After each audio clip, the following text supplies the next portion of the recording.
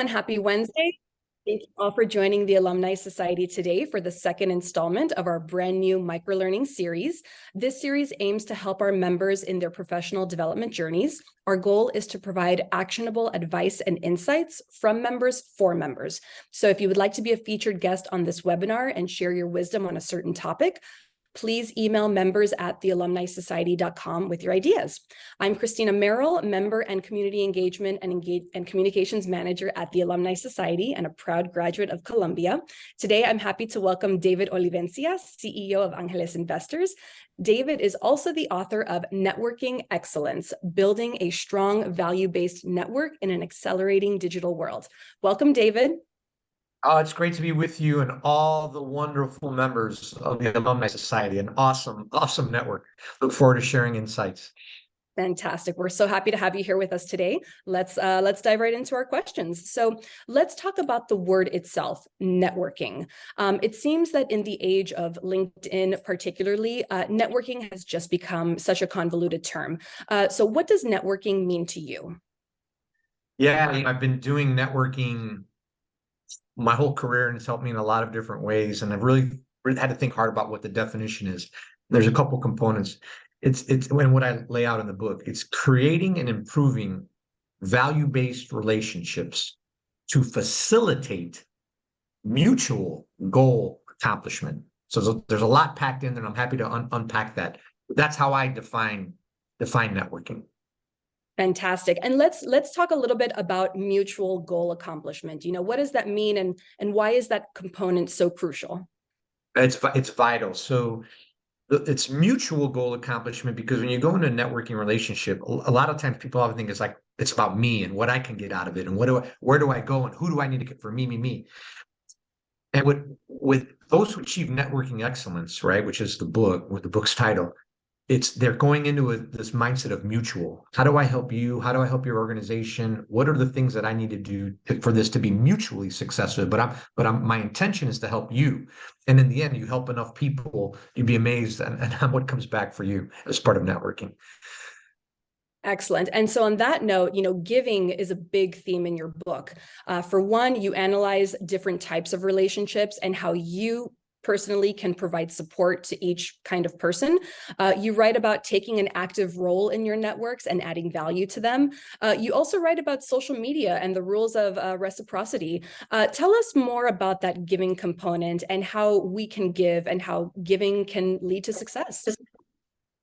Yeah, Christina, giving is vital and important as it relates to networking, but it's also important that and I talk about this in the book, is having a strong foundation. Deeply understanding yourself, what your mission, vision, purpose, what makes you happy, what value do you bring to any relationship? What are your strengths? What are the items in your value toolkit that you could bring to any relationship? That requires a lot of deep thought, a lot of work, which is why I have the word work capitalized in networking excellence. But once you understand yourself and the value that you can bring to any relationship, then you use that, you identify goals, and we can talk more about goals. Then you're like, who are the right people and the right networks that I should identify, and how do I bring all of that value to them to make them successful? But it's also work in that you're studying your network and you're understanding, well, what's of value to them? What are they trying to accomplish? What are their goals? What's important to them? What are all the things I can bring to make them tremendously successful, them or their respective networks, Christina? I love that. And I love how you bring up the word studying. I feel like that's a crucial part of it too.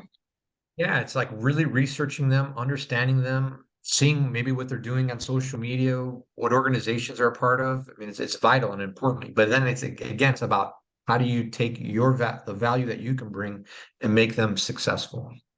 Fantastic. And why would you say networking has become such a crucial factor for a successful career? Well, to accomplish great things, they're done with people, groups, and teams, right? And so if you're in a career and you want to move up the corporate ladder, which I was able to do at Fortune 100 companies to senior executive roles, it is about teams. It's about your boss. It's about your boss's boss. And it's all the assets and strengths that you can bring to make make them successful, make your company successful. So from that side, but also sometimes it's about finding the next opportunity outside of your company, right? So networks are important there as well, because a lot of the best jobs aren't advertised, and they're done with trust and people they know, and people that they know will bring value to them and make them successful. So that's also important. The third part is we we have goals, right? And if you're really deliberate about your goals, and you're really deliberate about the people and the networks that can help you with your goals, networking is important because it puts the mechanism in place to really help you more rapidly accomplish those goals, because those are, they're not mainly done through people. So those are some of the areas, and in my book I talk a lot about stories and other ways that goals and people, and it can help you accelerate your career and beyond.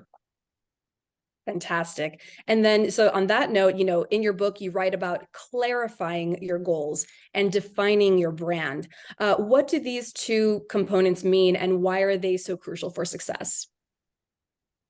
So as part of the foundation, I talk about deeply understanding yourself. Once you deeply understand yourself, what your vision, mission, all those items, then you can say, well, what are the goals that I should have to make me successful? And throughout my career, everybody's talked about goals. And early on in my career, I was like, yeah, goals are important. And I mentor a lot of people, and I asked them, I asked my mentees, I say, well, what are your goals? And their answers are very much like I had when I was younger in my career. Well, I kind of want to do this. I think I want to do that. I kind of, and they're not these smart goals. And there was a point in my career where it came at me from 4 or 5 different directions, that very successful people are like very, very disciplined and diligent about smart goals. Like, what is the smart, specific, measurable, attainable, uh, what is it? Reasonable, and time bound, right? And and they're really disciplined about that. So you understand yourself, you create the goals, and then once you have the goals, you say, well, hey, this is where I want to be. Then you say, well, what is the brand that I want? What are the 3, 4 things that I want to be known for, that I can work towards accomplishing? And you have a current brand, you like, if I want to be known as an artificial intelligence guru, and then I ask my friends, hey, when you think about me, what do you think? And they say, well, Dave, I think you're an iPhone guru, and you're. And so you understand your current brand, but if you want to be an artificial intelligence, you got to do some work to make sure that people are aware of it. So your goal, your self-assessment helps your goals. Then you have a brand that you work with, and you power that. I talk about in the foundation with rituals and routines, kind of rituals and routines, to make sure that you can, achieve that brand. And all of that is important because it helps you as you meet with people, connect with people, you add value with people, and people want to connect with you. The stronger your foundation, the more attractive it's going to be for your network, and then stronger it's going to make your network. Which is why those items are vitally important. Amazing, amazing. And excuse me, so sort of following in that vein, how can you identify the right people to help you meet your goals? What are some tips that you have, David? Yeah, so we have goals, and there's professional goals, there should be personal goals, health goals, money goals, whatever, and they're your goals, they're not my goals, right? But you should think about your goals in life. And then for each of the goals, you think about, well, okay, for each of these goals, well, who are the right people that can help me accomplish that goals? And there's educators, people who can educate you around that goal. There's supporters, there's connectors, people who know and can connect in that. And then there's what I refer to in the book, and I've learned this from Keith Ferrazzi, wrote a book, Never Eat Alone, which I highlight in the book. But they're lifelines, right? The people that you unconditionally trust, like you just unconditionally trust them. You let them know all your good, bad, the ugly. But for each of your goals, you identify the right people that can help you. And you can imagine a list of goals, you can imagine a list of people. And what I also talk about in the book, and this is something that I didn't do earlier in my career, and I would encourage those who are listening to do, is what I call up level. So a lot of times we're afraid, for whatever reason, we want to network with a vice president or a director or whatever early in our career. I would encourage us to always think higher, and whether it's the CEO, the board, different people in leadership, a governor, senator, whatever. If you deeply understand yourself and the value you can bring to any relationship, you should never be afraid to reach out to, anybody. And obviously within companies, there's a little bit of political and diplomatic things that you got to work through with the chain of command. But the mentality is we should never be afraid to ask. We should never be afraid to think higher up level in organization about the value that we can bring. So, you identify the goals, you identify the people, and then I would encourage everybody to challenge, like, think about higher level. How can you reach and add value to somebody at a higher level? Perfect, perfect. And which is a great sort of segue into our next question, which is, what does it mean to build a values-based network? Yeah, there's two sides of the coin there. One is understanding where you want to go and the value that you can bring. And then the second side is doing that research about the identified people in your network and what they're looking for and what can make them very, very successful. And that requires work, requires a lot of research. And then you have to, like, once you understand those two, which both will require work, then you actually got to do the work and make it happen. Connect with them, help them, figure out the best ways, educate them, and do whatever work is required to help them be successful. So it's kind of, so that's the value, and it's in an ongoing value-based, way, which is why I talk about the definition. It's creating and improving. It's not like a one-time thing. That's the other thing. A lot of us think about networking is, oh, let come in and just do a one-time thing. In the true sense, you want it to be ongoing, an ongoing relationship where you're facilitating that mutual value to help them accomplish their goals. Fantastic. I love it. It's almost like they say, you never stop learning, right? It's always, you learn throughout your career and throughout your life. Yeah, and these are relationships that you're learning, you're giving, and great networking relationships. They're helping you, you're helping them, and and then you're watching both of your careers accelerate. It makes life beautiful, Christina. I love it. And so let's get a little more personal, right? Can you give an example or two of how smart networking gave you a major career boost? Yeah, there's a couple stories that I talk about in my book, and it's always been throughout. But I remember I was working at one company, and I remember wanting to go to a conference, and it was a Gartner conference, and Gartner's, like, from a technology perspective, which is my industry, Gartner's like the conference that you go to.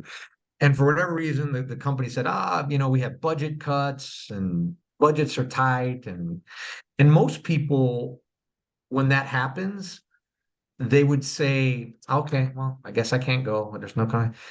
In my mind, I was like, well, it's okay, maybe it's $1,000 for a flight.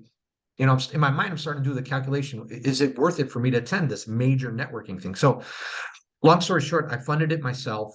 I'm at a networking dinner with some people that I know from High Tech, Hispanic IT Executive Council, that I co-founded a network.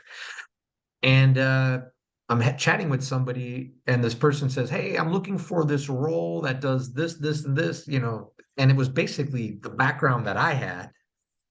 And I said, well, I don't know anybody, but it's definitely a role I could do. And then I ended up getting, long story short, I ended up getting that job. So that was one.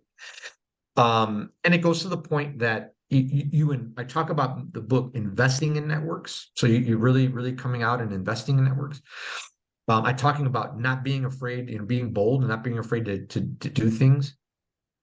The other story is with Accenture. I started my career at Accenture. I left, but throughout that time, I kept in touch with a lot of different people at Accenture. And sometimes I wanted to come back and the timing wasn't right. Sometimes they wanted me to come back and the timing was right. But whatever, 7, 8 years ago, through just keeping in touch, keeping the network warm, it was a similar scenario where, hey, David, we're looking for somebody with this type of background. Do you know anybody? And I said, well, I know a couple of people, but by the way, I think I have the background and I can help. And then I ended up, rejoining Accenture. So those are just a couple, and again, it was kind of a networking event. It was a networking dinner. and getting out and doing the work. I mean, that's the other part. Like, it's like a lot of people, for that earlier example, they would say, I'm not, I gotta travel, I gotta get on a plane, and you gotta put in the work. These opportunities don't, I mean, I guess they can happen, but if you put in the work, you open yourself up to a stronger network and more opportunities. So those are just two examples. There's plenty others, and I share more in the book as well. Christina. That's wonderful. And the essential story in particular goes back to your theme of giving. You gave, and I'm sure it worked out, and you made other people's careers better, and they become better members of your network. So fantastic. Thank you so much for sharing those. And then how do you like to keep in touch with members of your network? Do you text? Do you email? Do you Slack? Do you LinkedIn? How do you like to keep in touch with members of your network, David? Yeah, it's complicated now because there's so many damn tools. It's like back, I don't know, 15, 20 years ago, it was like phone, email, and in person. It was pretty simple. Now there's like, I don't know, 100 different ways you can keep in touch with folks. So I'm on all the platforms. I mean, I do the in-person stuff. It's very important. We're humans, so I think the in-person is vital. We should always, but this the digital, it just gives us so many opportunities, right? So I'm on various Slacks. I mean, I think those who achieve networking excellence really need to be competent and use LinkedIn on a daily basis, right? So I use LinkedIn a lot. Christina, I talk about rituals in my book. So every Sunday there's two. Every Sunday I have a ritual where I look at my network and I really think for everybody that I've defined, like, how can I add value and how can I help them? On a daily basis as well, I have rituals that I do in the morning, thinking about goals and people and what do I want to accomplish for the day. So rituals are really important, and I talk about that in the book. But it's really but it's connecting with values. Like, okay, when am I going to connect with this person? What's the value? And being very deliberate about pouring tons of value to your networks and your network. And you're doing that on a regular basis as part of rituals, which are important because it puts your mind on autopilot, which I talk about in the book. And it's like Aristotle. It's like, if you want to be excellent at something, you make things a habit. So those are kind of the ways that I do to stay in touch. And look, the emails and LinkedIn and digital just give you so many different opportunities to do that. And for those who aren't, so like, little plug for the Slack channel that we have with Alumni Society. It's great. I love what you guys are doing, highlighting members, celebrating their successes. So great network to be a part of. I'm glad that you enjoy it. I'm personally a huge fan of Slack. I greet my company every morning with a GIF or a GIF, depending on how you pronounce it. Also, for the folks watching, I just want to point out, this is how thorough Dave is in his book. He makes, I don't know if you can see it, but it's, oh gosh. Oh, here we go. He literally makes a chart where he will list a certain person that he knows, the type of sort of like relationship category they fall into, and the action and the frequency of how he connects with them, and like what he connects with them about, whether they're into marathons or like, all right, I'm going to meet Dan, I'm going to buy his favorite coffee. Like this is organization 101. This is fantastic. It's a disciplined approach. I mean, everybody, and I've been pretty good at networking, and I've just taken everything that I've learned, and even the disciplines and like the routines and things that I've learned from hundreds of books, and I interviewed like 30 people, and I'm a consultant too in my background. So it's like, what is kind of this, if I were to just boil it down step by step things you need to do to be excellent at networking, this is my hundreds of books I've read, people I've interviewed, my experiences, and I just packed it all in there. And that's one example of many that are in the book, Christina. I love it. I love it. And we're coming up on time, so I'll just quickly go through our last two questions, and then I want to give the audience a chance to ask questions really quickly. So one question: what if you are shy? What if it's against your upbringing to boast? Basically, David, what advice do you have for professionals who might need to overcome certain personal barriers in order to network successfully? Yeah, well, the book, we lay out just different tips and techniques that can minimize people who are being shy, but it comes back to deeply understanding yourself, understanding the values, right? Understanding the other person. But as humans, right, even if you're an introvert, I mean, we're wired to help each other. We receive satisfaction from. So you can still be an introvert, understand somebody, figure out all the value and assets you can bring to help them. In the book, I lay out different tips and techniques that should minimize that and help introverts. And it's boasting it's not really about boasting. If you're letting people know the value you can bring, it's also a mindset shift as well, that you're letting people know the value you can bring and how do you connect and make them successful. That can minimize introverts or those who are shy and give them the tips and techniques to be successful at networking. Perfect. Final question. Do actual physical business cards still serve a purpose? They do. I don't use them anymore. But it depends on what people are comfortable with. I mean, in my book, I talk about the LinkedIn. They got the QR codes. There's all this new technology where you can connect. But I still get business cards. People give them to me, and I'm very open and warm about them, and I still use that as a way to connect with them. So I think it's whatever makes you comfortable. But let me tell you, there's a lot of digital stuff that's making this connections easy. So yeah. Perfect. Thank you. All right. Well, I don't see any questions in the chat, and looks like we're pretty much at time. So I think we'll go ahead and wrap it up. But of course, folks, if you have any feedback or questions, feel free to email members@thealumnisociety.com. David, thank you again so much for being here today and sharing your insight. I'm sure everyone on this webinar found this session as valuable as I did. And folks, please remember, if you are interested in sharing your wisdom for an upcoming microlearning series webinar, please email members@thealumnisociety.com. Thank you all again for joining us today, and have a great rest of your week. Thank you all. Get out there and network. Thank you. Bye.